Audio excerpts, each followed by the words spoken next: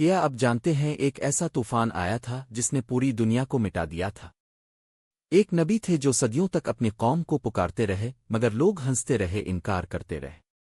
پھر ایک دن آسمان پھٹ پڑا، زمین ابلنے لگی اور پانی نے ہر چیز کو نگل لیا، مگر ایک کشتی تھی جو نجات کا ذریعہ بنی۔ یہ ہے حضرت نوح علیہ السلام کا وہ واقعہ جو ہر انسان کے لیے ایک بہت بڑا سبق رکھتا ہے۔ یہ زمین جب ظلم، گمراہی اور بت پرستی سے بھر چکی تھی تو اللہ تعالیٰ نے اپنی رحمت سے ایک عظیم نبی کو بھیجا۔ یہ نبی تھے حضرت نوح علیہ السلام۔ وہ ایک ایسے وقت میں آئے جب لوگ اللہ کو بھول چکے تھے اور پتھروں اور بنائے گئے بتوں کو اپنا معبود سمجھ بیٹھے تھے۔ حضرت نوح اپنی قوم کے درمیان ایک سچے امانت دار اور نیک انسان کے طور پر جانے جاتے تھے۔ ان کی زندگی جھوٹ، دھوکے اور برائی سے پاک تھی۔ وہ اپنی قوم کے دکھ درد کو محسوس کرتے تھے اور چاہتے تھے کہ سب لوگ ایک اللہ کی طرف لوٹ آئیں۔ پھر اللہ تعالیٰ نے حضرت نوح کو نبوت عطا فرمائی اور حکم دیا کہ اپنی قوم کو اللہ کی عبادت کی طرف بلائیں اور شرک سے روکیں۔ قرآن پاک میں اللہ تعالیٰ فرماتا ہے کہ حضرت نوح نے اپنی قوم سے کہا کہ اللہ کی عبادت کرو، اس کے سوا تمہارا کوئی معبود نہیں، اور میں تمہارے لیے ایک ڈرانے والا اور خوشخبری دینے والا ہوں۔ یہ حکم ملتے ہی حضرت نوح نے اپنی دعوت کا آغاز کیا۔ وہ دن رات اپنی قوم کو سمجھاتے رہے۔ کبھی وہ اکیلے لوگوں کے پاس جاتے، کبھی مجمع میں کھڑے ہو کر حق کی بات کرتے۔ ان کی آواز میں درد تھا، ان کے الفاظ میں سچائی تھی، مگر قوم کے دل سخت ہو چکے تھے۔ حضرت نوح ہر لمحہ کوشش کرتے رہے۔ جب لوگ بازاروں میں ہوتے وہ وہاں پہنچ جاتے، جب لوگ اپنے گھروں میں ہوتے وہ دروازوں پر جا کر سمجھاتے۔ وہ چاہتے تھے کہ کوئی تو اللہ کی بات سن لے، کوئی تو سیدھے راستے پر آ جائے، مگر ان کی قوم نے ان کا مذاق اڑانا شروع کر دیا۔ کچھ لوگ انہیں جھوٹا کہتے، کچھ انہیں دیوانہ قرار دیتے۔ وہ کہتے کہ تم جیسے انسان کو اللہ نے نبی بنا کر کیوں بھیجا؟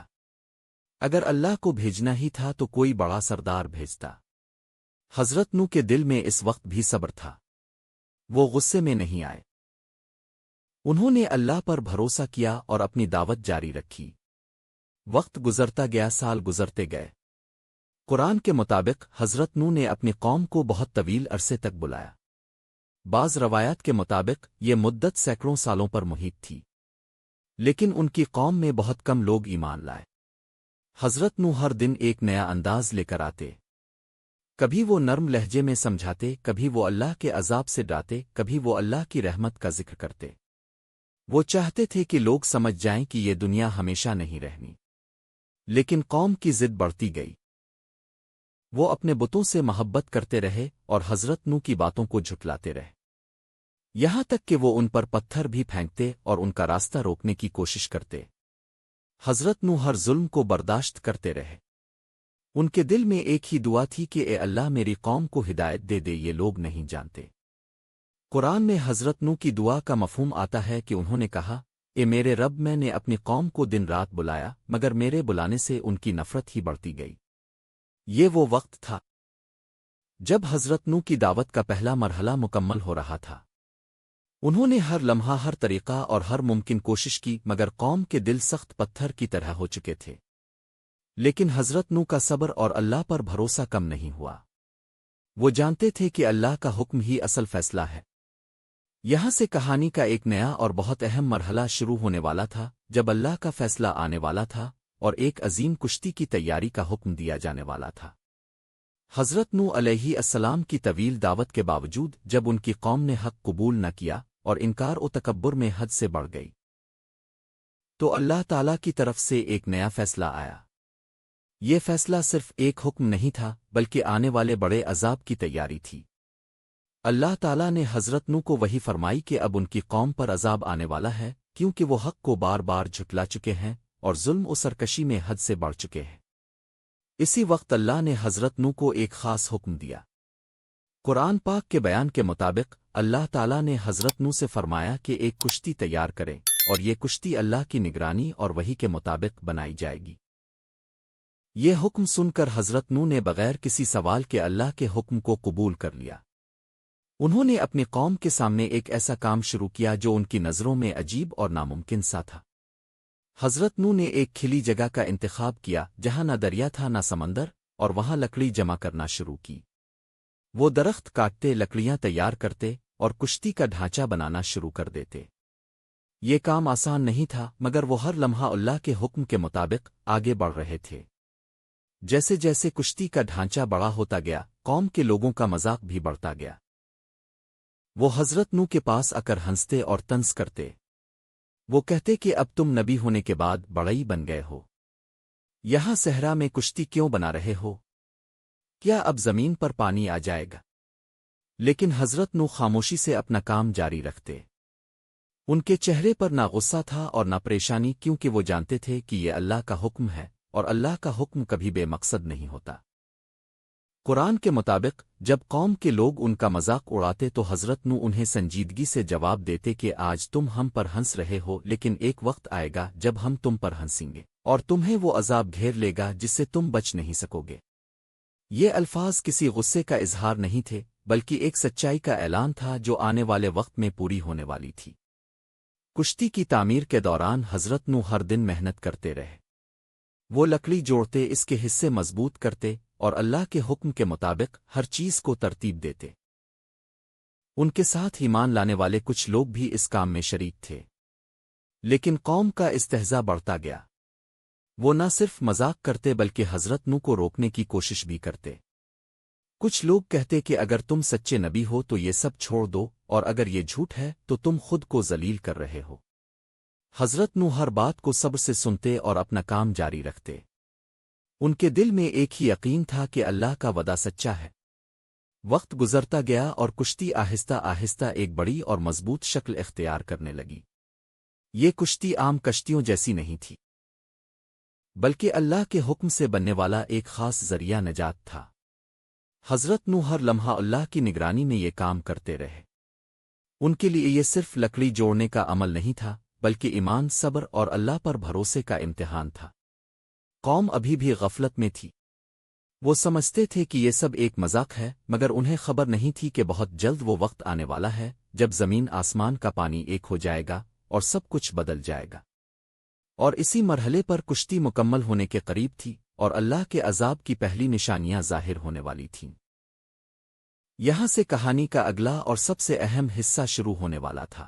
جب آسمان سے پانی برسنا شروع ہوگا اور زمین سے چشمے پھوٹ پڑیں گے، وہ وقت آخرکار آ ہی گیا جس کا حضرت نوح علیہ السلام کو برسوں سے انتظار تھا اور جس کی خبر اللہ تعالیٰ نے پہلے ہی دے دی تھی۔ کشتی مکمل ہو چکی تھی، ایمان والے تیار تھے، اور زمین پر ایک ایسا واقعہ آنے والا تھا جو تاریخ کا سب سے بڑا عذاب بننے والا تھا۔ حضرت نوح ابھی کشتی کے قریب ہی تھے کہ اللہ کا حکم آ گیا۔ آسمان بدلنے لگا، فضا میں غیر معمولی کیفیت پیدا ہو گئی، اور اچانک آسمان سے موسلا دھار بارش شروع ہو گئی۔ یہ عام بارش نہیں تھی، یہ اللہ کا عذاب تھا جو نازل ہو رہا تھا۔ اسی وقت زمین بھی جاگ اٹھی۔ زمین کے مختلف حصوں سے پانی کے چشمے پھوٹنے لگے۔ قرآن کے مطابق زمین ابل پڑی، یعنی ہر طرف سے پانی ہی پانی نکلنے لگا۔ آسمان اور زمین دونوں سے پانی ایک ساتھ آنے لگا، اور چند ہی لمحوں میں پوری زمین پانی میں ڈوبنے لگی۔ حضرت نوح نے اللہ کے حکم کے مطابق اپنے ساتھیوں اور ایمان لانے والوں سے فرمایا کہ فوراً کشتی میں سوار ہو جاؤ۔ ہر ایمان والا ایک ایک کر کے کشتی میں داخل ہونے لگا۔ ان کے چہرے پر خوف بھی تھا مگر اللہ پر بھروسہ بھی تھا۔ حضرت نوح نے ہر شخص کو کشتی میں جگہ دی۔ جانوروں کو بھی اللہ کے حکم کے مطابق جوڑا جوڑا کر کے کشتی میں سوار کیا گیا۔ یہ ایک عظیم اور منظم منظر تھا، جیسے پوری کائنات ایک نئے مرحلے میں داخل ہو رہی ہو۔ جب آخری لوگ کشتی میں سوار ہو گئے تو حضرت نوح نے خود بھی کشتی میں قدم رکھا اور اللہ کا نام لے کر اس میں بیٹھ گئے۔ اسی وقت اللہ کا حکم ہوا کہ کشتی چل پڑے، اور وہ کشتی پانی کی لہروں پر بہنے لگی۔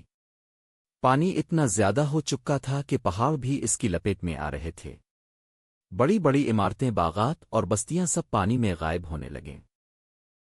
جو لوگ کل تک حضرت نوح کا مذاق اڑاتے تھے، آج وہ پانی سے بچنے کے لیے بھاگ رہے تھے۔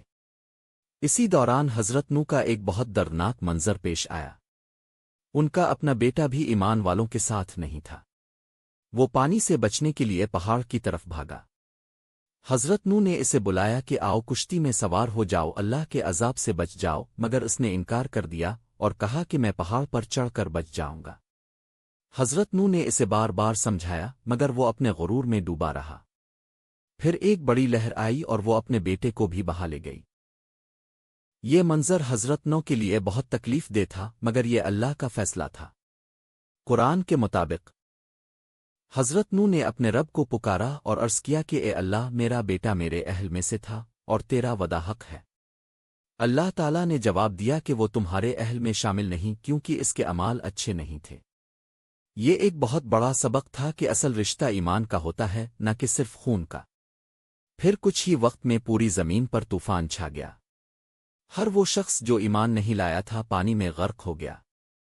کوئی طاقت، کوئی دولت، کوئی پہاڑ انہیں بچا نہ سکا۔ سب کچھ ختم ہو گیا۔ صرف وہی لوگ بچے جو حضرت نوح کے ساتھ کشتی میں سوار تھے۔ وہ ایمان والے تھے جنہوں نے صبر کیا، حق کو قبول کیا اور اللہ پر بھروسہ کیا۔ کشتی پانی پر چلتی رہی یہاں تک کہ اللہ نے پانی کو ختم کرنے کا حکم دیا۔ آسمان رک گیا، زمین نے پانی نگل لیا اور آہستہ آہستہ زمین دوبارہ ظاہر ہونے لگی۔ حضرت نوح کی کشتی ایک پہاڑ پر جا کر ٹھہر گئی اور اللہ کا حکم ہوا کہ اب اتر جاؤ، زمین تمہارے لیے دوبارہ امن کی جگہ ہے۔ اس طرح حضرت نوح اور ان کے ایمان والے ساتھی نجات پا گئے اور پوری قوم جو تکبر اور انکار پر قائم تھی اپنے انجام کو پہنچ گئی۔ یہ واقعہ قیامت تک آنے والے انسانوں کے لیے ایک بہت بڑا سبق ہے کہ اللہ کا حکم حق ہے اور نجات صرف ایمان اور اطاعت میں ہے۔ اگر یہ ایمان افروز واقعہ آپ کے دل کو چھو گیا ہو تو ثواب کی نیت سے اس ویڈیو کو لائک اور شیئر ضرور کریں۔ مزید ایسی ہی ویڈیوز کے لیے ہمارے چینل کو سبسکرائب کریں۔